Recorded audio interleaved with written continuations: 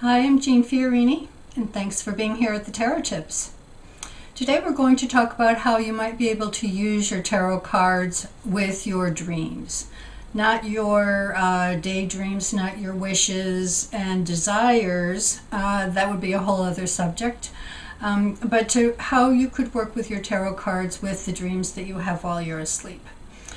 It's my view that the dreams and the information from the tarot come from the same place, someplace deep in our psyche, someplace deep in the quantum might say, deep in the implicate order, something that is in reality in a place where we can't quite reach it with our consciousness, but that bubbles up into our consciousness through the dream life, through the tarot.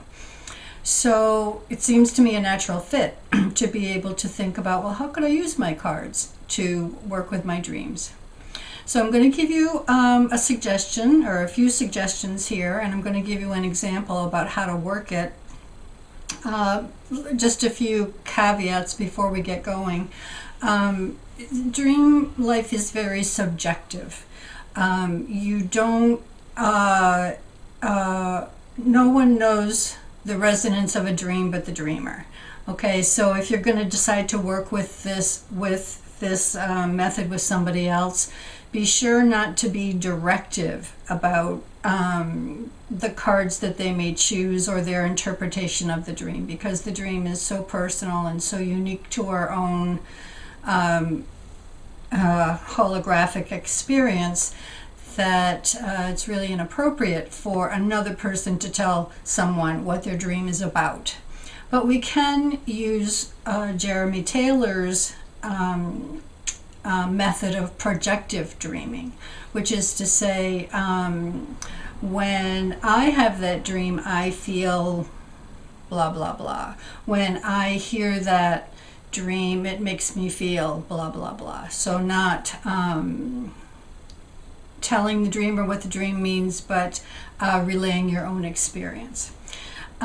So the other thing, when you're working with your cards, because the dream is so diffuse in its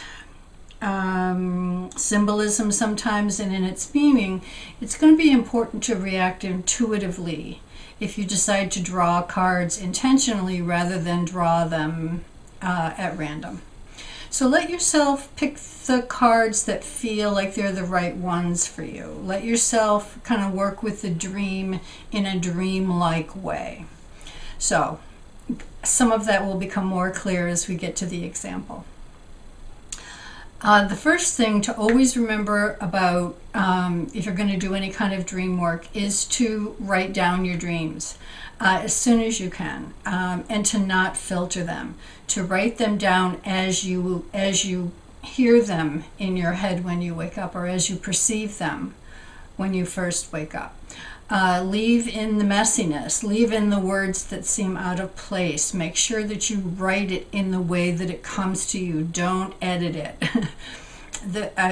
For whatever reason, it's a reflection of a different language, the dream world.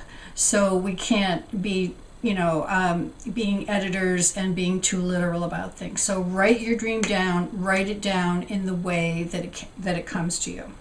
Secondly, and this is specifically about working with the tarot in your dreams, look at the dream and see if it can be broken down into sections.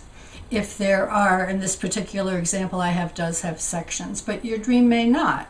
But take a look and see if there's this part, and then it shifts to something else, and then it shifts to something else. So just look at it as you've written it down the first time, and see if you can divide it into storylines or parts that seem to be talking about a similar thing.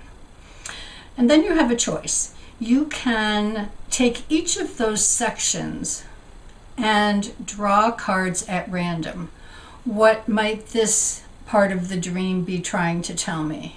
What might this part of the dream be trying to tell me? What's the message of this section of the dream. Okay, so you would put all of your cards out on the table, and with them all face down, draw a card at random for each of the sections of your dream. The other way you can work with your dream and the tarot is to take those sections and project by drawing a card for each section that to you feels like the card in the deck which represents the energy of that section in the way that that resonates with you.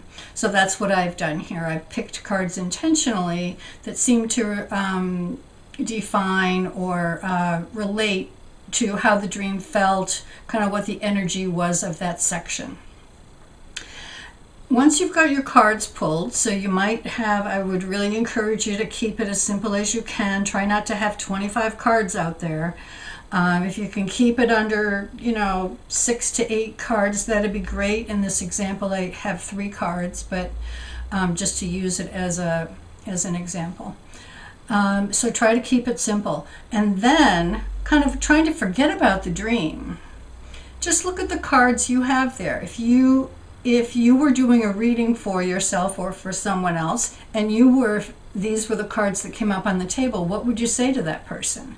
So in essence, we're using the cards to mirror something that was mirrored to our consciousness through some sort of unconscious process, to try to make something conscious. Okay, so it is a hall of mirrors there. I'm going to show you with an example how that might work. Remember that, so you write down the dream, you divide it into sections, and then you either intentionally or at random draw a card or 2 for each section. Okay?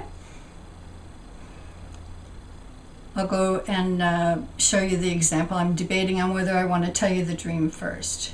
I'll tell you the dream now. So a shortened version of the dream is a dream I have very often. It is that I'm back in college. I'm almost 70. I'm not about to go back to college. But I do have this recurring dream. And, I never know where I'm going. I'm really just auditing classes. But in this particular dream, I feel really out of place. I really feel like the people around me are doing things I'm really not interested in. And at the end of the first section of this dream, some of the girls in my dorm are talking about pledging for a sorority. And in the dream, I say, "Pledging for a sorority at 70, are you freaking kidding me?" Okay, end of phase 1, or the first part of the dream. Second part of the dream, it sort of shifts into, then I'm getting a haircut.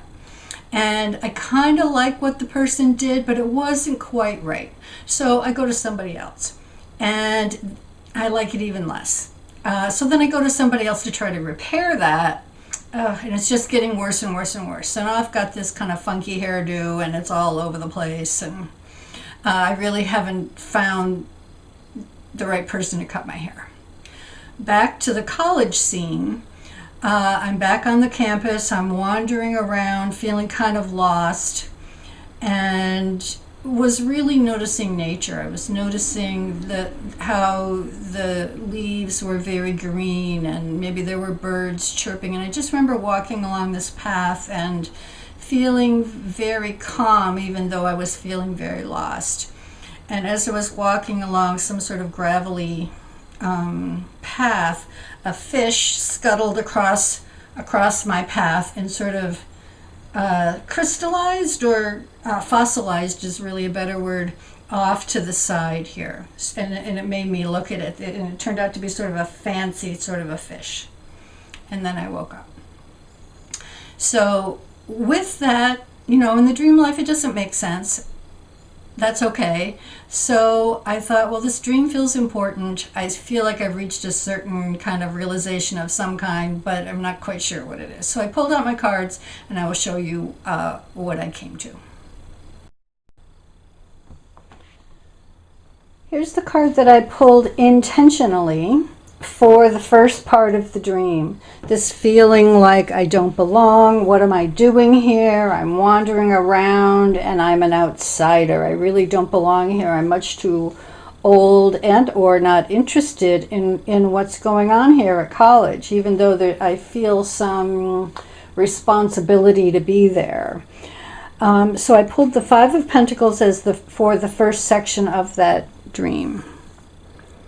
The second card I pulled about the hair cutting business. Knight of Swords. Cutting. Trying a whole lot of things to get things to be how I want it. I thought about the page, but the Knight feels a little bit more proactive, and certainly in the dream I was, seeking just the right person to fix my head. So I pulled the Knight of Swords. For the end of the dream, where I'm walking in the path and feeling fairly calm, even though a little bit lost, and then the fish scuttles across my steps, I pulled the Page of Cups with the fish. And this was not only about the literalness of the fish, but the feeling of vulnerability, the feeling of insecurity or unsurety. So that's the card I pulled for the end of the dream. So forgetting the dream, if these three cards came up in a reading for someone, what would you say to them? And what I came to was something like, all right, clearly some things aren't working for you. You're in some situations that no longer work for you. Maybe they did at one time, but they're not they're not feeding you anymore, and you really are, I'm going to say, a fish out of water. That kind of random comment fits with this. Where do I not belong? And I try to figure it out. I try to get it to work. I try to use my mind, swords, to approach something that doesn't work. But clearly, this sort of spins around in itself, the mind.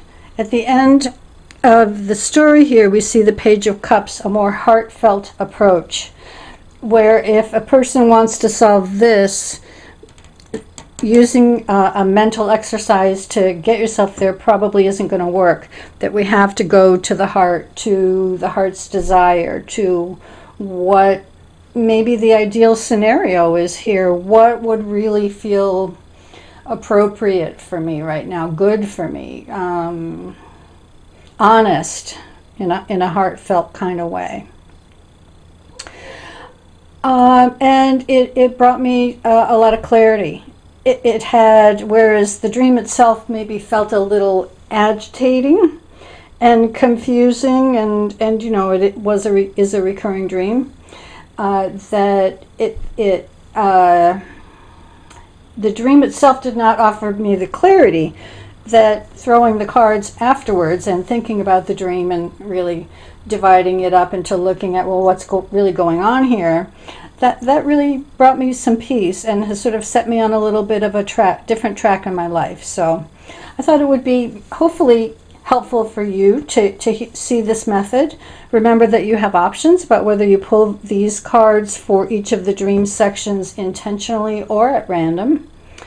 And hopefully it will help with some self-understanding, some self-reflection, and a greater connection between your outer life and your inner life, which is really, I think, what the dream is all about. It's about trying to integrate internal reality with external reality, and that can only help us.